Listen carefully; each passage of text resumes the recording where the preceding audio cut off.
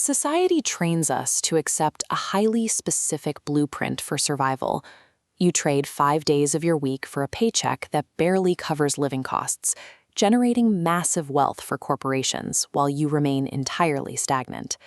We convince ourselves that we are free because we can choose which smartphone to buy or which streaming service to watch.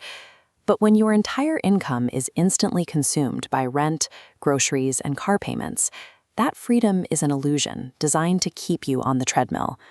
To actually break out of this cycle, you have to redefine your relationship with capital. Instead of existing solely as an employee whose time is owned by someone else, you must become an investor who owns assets that multiply on their own. There is a harsh reality here. If you are not actively constructing your own financial independence, you have simply been hired to build someone else's empire. The moment you stop spending your capital to keep up appearances, a rift forms.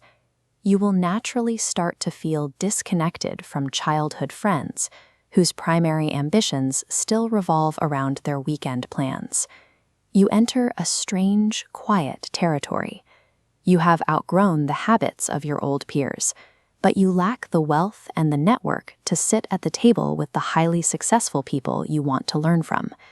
This isolation is a mandatory gauntlet. You have to walk through this lonely chapter to forge the exact discipline that makes serious wealth possible.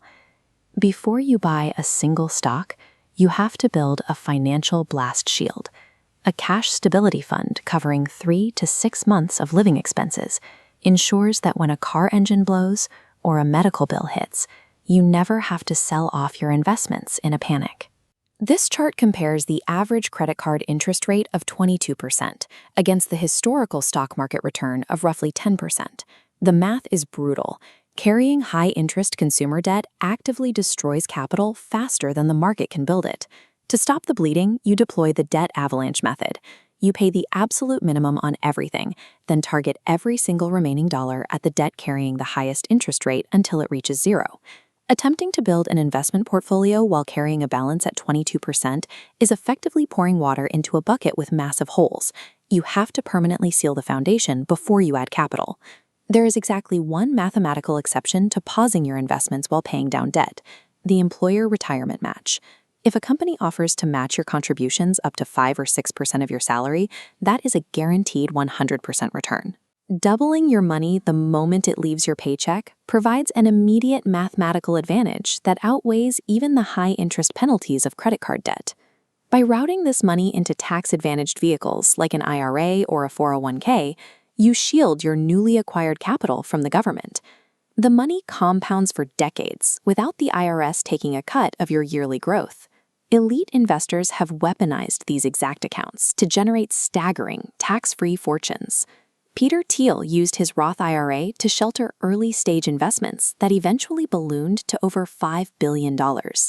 Ignoring an employer match or leaving tax-advantaged accounts empty is the functional equivalent of taking free money and throwing it directly into an incinerator. Once the foundation is set, the most reliable vehicle for growth is the broad market index fund. Instead of guessing which individual company will succeed, you buy a tiny slice of the top 500 companies in the economy all at once. This strategy removes the emotionally driven guesswork of day trading, where the vast majority of players wipe out their portfolios trying to time market swings.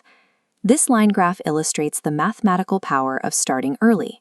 We track an investor named Billy, who starts putting away just $200 a month at age 20, letting compound interest multiply his money quietly in the background. Now look at Phil. He waits until age 30, contributing $300 a month to catch up.